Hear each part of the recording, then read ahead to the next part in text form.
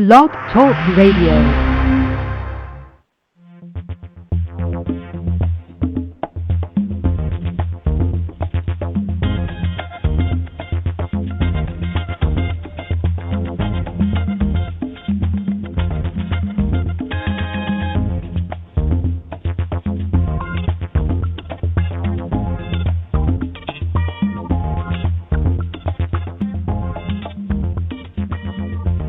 Hello, everyone, and welcome. It's the 15th day of October, 2014, straight up 8 a.m. Eastern. You're tuned into the Attitude of Gratitude, and we're being ushered in by the wonderful music of award-winning artist David Martinko. Find his music at redbellymusic.com and sunshadows.net. Lots of great free downloads there for you. This program is live every Wednesday, 8 a.m. Eastern, here on the Perspective Power Network, and you find that network by going to www.blogtalkradio.com. and then look for Perspective Power. We are there. We're also available on Facebook at facebook.com, Perspective Power. Awful darn glad to have you along. You know, I titled the show today, Stick with an Attitude of Gratitude, because I really do believe that when we're trying to find our way through life, and we're trying to maneuver all the little highways and byways of energy around us, whether it's our work, or it's our family life, or it's our social life, finances, food, I don't care what it is. I mean, really and truly, if you think about it, we have a relationship with every single thing on the planet, whether it's a tangible or it's an intangible. So there's got to be something. There's got to be one thing, one tool in our bag of tricks, so to speak, or in our satchel that can give us the support and the strength and make us feel not so alone. Because a lot of times when you're dealing with things, you can feel really alone. Like I'm the only one going through this, or nobody's lived it like I have. And in all honesty, you might not be the only one that ever went through that particular thing, but you are the only one that's doing it in the way you're doing it, because we're all unique that way. I don't care how alike we are, we're all unique. So what is the one thing, the one string we can play on each and every time in any circumstance that's going to give us that energy that we seek, that camaraderie, that companionship? Well, it's gratitude. It's an attitude of gratitude. It's plain and simple. You know, you don't have to belong to a certain religion to believe it. You don't have to belong to a certain ethnicity or a certain socioeconomic status. This is the beauty about an attitude of gratitude.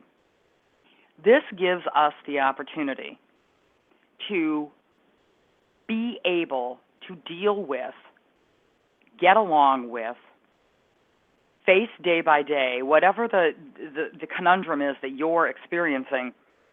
This is the tool. This is the thing.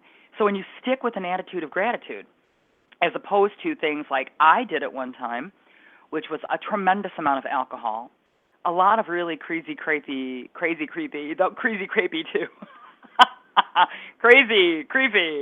things such as an assortment of narcotics, behaviors, in other words, that just were not benefiting me at all. Now, temporarily, I have to say, and I mean temporarily, because you reach the point in drinking where you pass that point of no return, and it's like, oh boy, I have really sold my soul to somebody here because this ain't working out. And with the drugs, let's face it, if they're illegal, you're going to get caught one of these days, and if you're not going to get caught, they can really mess you up. And then on top of all of that, if they're prescription, it can take a lot of time and money and effort and energy to get you off of them. So, in other words, these things that I would turn to, and other people have too, to get me through the situation, never really worked because I wasn't shifting my attitude about the situation. So people say to me, Annette, is an attitude of gratitude going to take work? Well, yes, it does. And immediately that four-letter word, work, they back right off and go, ooh, I just want something that's going to make it go away. The long and the short of it is, and I just gave you a couple of examples, there is nothing out there that makes whatever you're going through go away. Because life is literally 90% how you handle the 10% that's happening to you. And let me put that in the way you might remember seeing it. Life is 10% what happens to you and 90% how you handle it. And the way you handle it, the way you get through it, get over it, get under it, deal with it, work with it, is to stick with an attitude of gratitude. And I'm not saying that the attitude of gratitude is something that you're going to do with always, birds chirping in the background and the little tweety things flying around your head and flowers blooming everywhere. Oh, heck no. Sometimes you're going to be getting involved in that attitude of gratitude through gritted teeth. Been there, done that. Gritted teeth. Like, thank you, I'm so grateful. Now, the funny thing is, that's not really an attitude of gratitude, but if you've got to fake it till you make it, I'm full of colloquials today. It's all good and fun. If you got to fake it till you make it, do it. Because the longer you say it, the more you keep affirming it. I promise you, and boy, don't you hate it when people make promises, I will stand behind this, and you can call me on it if it doesn't work. But you don't dare call me until you've done it, okay? Don't be saying, hey, I tried it for 3 minutes, it didn't work. I'm going to go, yeah, well, try it 3 times 3 more, and then call me back when it works. So here's the deal. I promise you that if you do this, even if you start through gritted teeth, it's going to turn out good for you. And I can say that because every single person that I know, including myself, that has done this has found it's worked. Now, why doesn't it work all the time? And you're like, but Annette, you just said it would always work. Let me just throw the caveat in there. Why doesn't it work all the time? Because you ain't doing it. Wow. Wise guy, huh? Seriously, if you're not doing it, it's not going to work. That's the only way and reason it ain't going to work. Seriously, I'm completely serious about this. There is nothing out there that people can guarantee like this. Can't guarantee your savings plan. Can't guarantee your job. Can't guarantee your marriage, folks. People can say we work on it, but there's no guarantees on anything. Why? Because you're relying on somebody else in every one of those circumstances. You're relying on the active participation of another circumstance or individual to make what you want to have happen. When you put your faith in others, there's a really good chance you're going to be let down. And I'll tell you why. Because your motives to doing something, and motivation, everybody talks about being a motivational speaker. Let me clue you, you cannot motivate somebody else. You can't do it. You can inspire them. Motivation has got to come from within. So when you are looking for somebody else to have the same motivation as you do, for anything, let's say you're working on decorating the house for the holidays. And I don't care what holiday it is. It could be any holiday, any reason why. Let's pick a birthday. Everybody's had a birthday. So you're going to decorate the house for a birthday party. I can stinking dog guarantee you that not everybody has the same idea of what that house should be decorated like. And unless you just all agree to do your thing your own way or pick one theme and everybody agrees on it, or you just do it yourself and invite everybody over, there will not be the same motivation to decorate that house as you have with anybody else. But there can be an inspiration. The inspiration is we're celebrating so-and-so's birthday. We are inspired to do a theme that would honor that individual. So that's just a way of looking at it. But here's the funny thing about it. When I talk about all these things that could happen in your life and all these moments, and let's face it, if you're breathing right now, you have a moment. Oh, there's another one. Hey, and another one just came and went, and here's another one yet. In every single moment, you have the choice to stick with an attitude of gratitude, to find your strength and to find your balance and to find your peace and your happiness, or you can choose not to. And I'm going to love you no matter what you choose to do. I really don't care. And I don't mean that dispassionately. I mean that in giving you the power back. You will not please or displease me whether you choose an attitude of gratitude or not. The person you should be concerned about pleasing or displeasing is you. You. And you have that power. Think of a you, it's like two arms turned upside down. All right, you're holding your hands up, okay? And you're open and you're receiving. You can't receive anything unless you're open to doing it. And how are you open to doing it? By having an attitude of gratitude. When you are grateful for what comes your way, and I'm going to talk about Christmas because I just talked about holidays for a second. Our family celebrates Christmas and has ever since I came around this earth, and it's been a long time. And I'll tell you, the most grateful person in my family is my sister. I learned this from her a long time ago. You could give her a piece of thread, and she would say, oh, my gosh, and she would literally, it was as though you'd given her a Tiffany diamond. I mean, just completely rocks, another thing. Rock, a piece of thread, a popsicle stick, anything, because she sees the value in everything, every little teeny tiny thing, whether it's a blade of grass or a baby bunny that's hopping through it.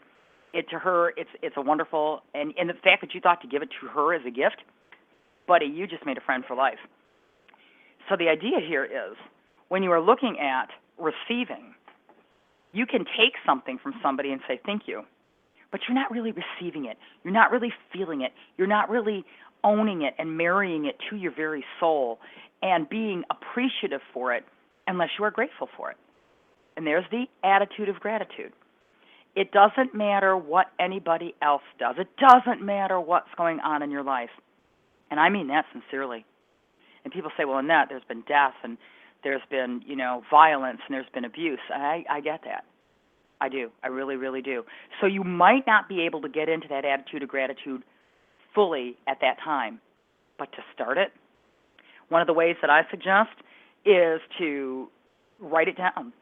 You can do anything from getting a journal, and there are several fabulous journals out there.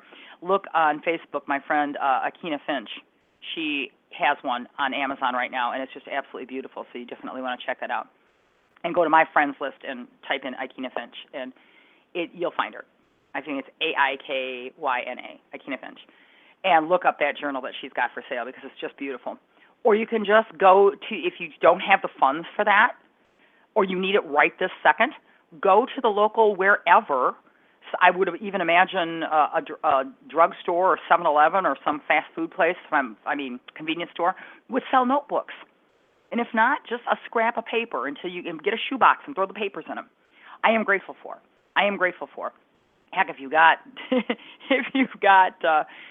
lipstick and you've got a mirror, write it on the mirror until you can get something else. But start writing out, I am grateful for anything, or just say thank you. One of the greatest prayers I heard somebody say once, the greatest prayer you can ever say is thank you. When you say thank you, you have an attitude of gratitude. So even if that's all you can do right now, in the moment of your despair and your heartbreak and your tension and your stress is to say thank you, you say it until you mean it. And by sticking with an attitude of gratitude, you will get through whatever is going on around you. Might take a minute or two, but you'll do it.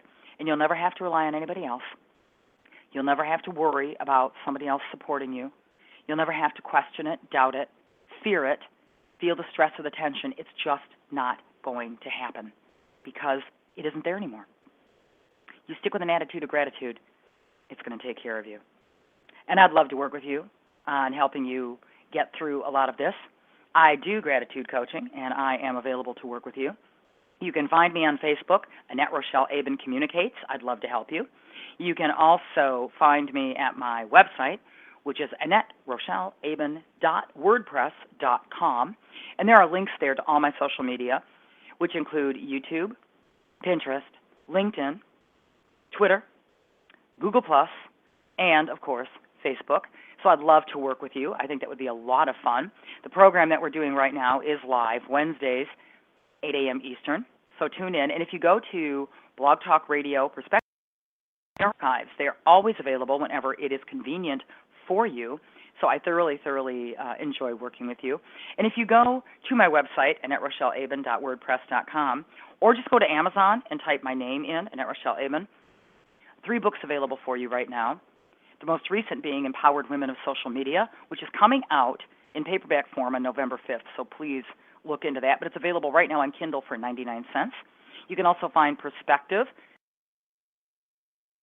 which is available immediately on Amazon, as well as Choose, the 2-step plan, available on Amazon, authored by yours truly, Annette Rochelle Aben.